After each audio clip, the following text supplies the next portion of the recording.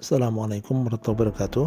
Berikut akan kami jelaskan tentang persiapan atau apa saja yang harus disiapkan oleh setiap orang Islam ketika akan bepergian ke luar negeri dalam waktu yang singkat. Misalnya untuk business trip 1, 2, 3, 4, 5 hari itu 1 minggu, maka harus ada persiapannya. Atau untuk jalan-jalan 1 minggu, maka harus ada persiapannya.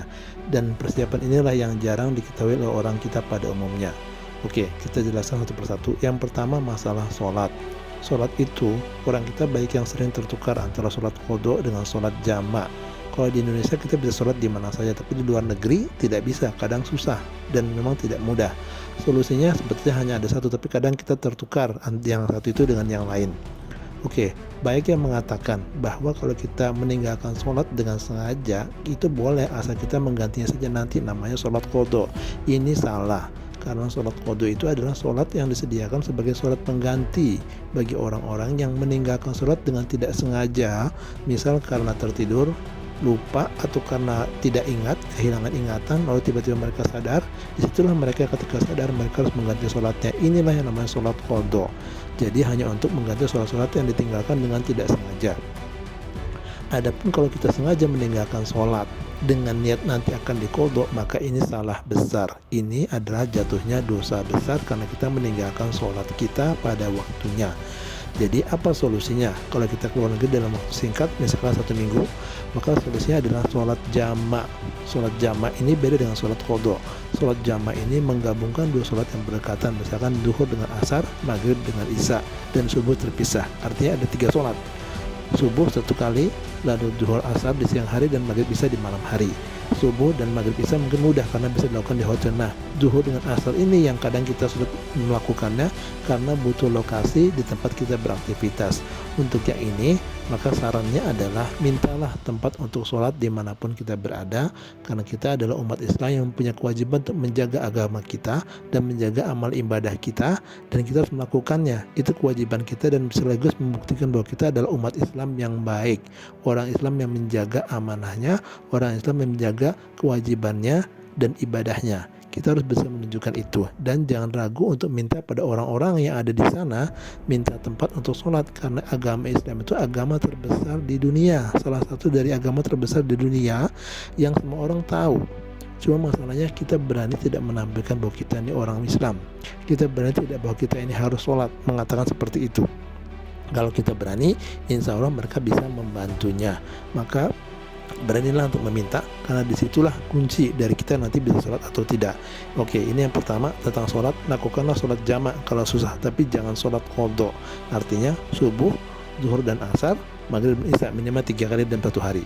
Oke, ini tentang sholat. Berikutnya tentang makanan. Makanan juga di kita di Indonesia kita bebas makan apa saja karena kita di Indonesia, di negara Muslim, di mana mayoritasnya Islam dan semua makanan dihukumi halal. Tapi kalau kita keluar negeri yang mayoritasnya bukan Islam, maka hukum makanannya beda. Ini juga orang kita baik yang tidak tahu.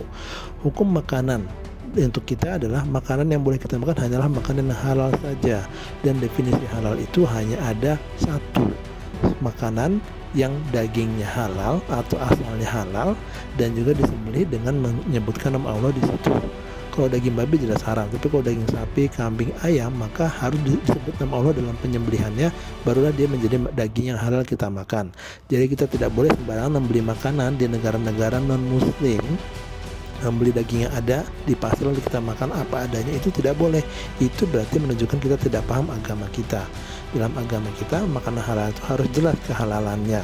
Oke, jadi kalau di luar negeri, misalkan di beberapa negara tertentu ada makanan halal yang diimpor dari luar negeri, kita harus membeli itu dan memasak sendiri, atau cari toko-toko halal. Itu makanan halal, restoran halal, kita harus pergi ke sana. Tapi kalau tidak punya, maka kita harus mencari solusi yang kedua.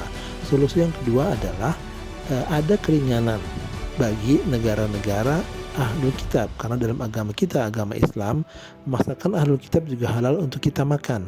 Artinya mungkin akan ada yang mengatakan di Amerika atau di Eropa, sebagian orang mungkin mengatakan daging yang di sana halal dimakan karena Amerika dan Eropa itu konotasinya ada ahlul kitab. Mungkin ini benar dan mungkin ini boleh. Jadi kalau mau percaya ini silakan gunakan ini. Ini mungkin salah satu bentuk keringanan untuk kita untuk mencari makan di luar negeri. Tapi ini terbatas pada negara-negara ahlu kitab saja seperti Yahudi, Nasrani, dalam artian Protestan, Katolik. Jadi mungkin terbatas pada beberapa negara saja. Nah, untuk negara-negara lain seperti Cina, Korea atau Jepang, ini bukan negara ahli kitab. Artinya kita harus mencari makanan. Artinya kita tidak bisa membeli makanan yang jual di pasar di sana karena mereka bukan ahli kitab. Jadi yang boleh kita makan di negara-negara ini adalah daging yang halal, yang dicap halal, atau yang jelas disembelih dengan menyebutkan nama Allah ketika penyembelihannya. Itulah daging yang boleh kita makan. Atau kalau kita pergi ke restoran-restoran yang ada logo halalnya, kita boleh makan di situ. Tapi kita tidak boleh sembarangan membeli daging yang ada di pasar karena statusnya tidak halal. Ini yang harus kita ketahui juga, dan ini berlaku untuk semua daging ya. Jadi bukan hanya kambing dan sapi saja, juga daging ayam juga, karena juga ada sebagian orang kita yang berpendapat kalau kakinya dua, hewan kakinya dua maka halal. Ini aneh ini. Baik kakinya dua maupun kakinya empat, selama tidak disembelih dengan menyebut nama Allah, maka hukumnya adalah haram. Oke, kecuali sembelihan ahli kitab, dan ini pun cuma bentuk satu keringanan dari Allah untuk kita mungkin di negara tertentu. Tapi di negara Jepang, Korea, apa Cina, sekali lagi mungkin tidak ada keringanan seperti itu.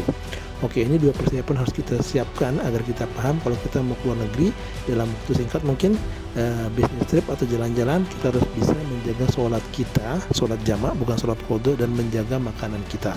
Oke, demikian, semoga perjalanan kita lancar dan kita juga tetap bisa menjaga amal ibadah kita di sana. Assalamualaikum warahmatullahi wabarakatuh.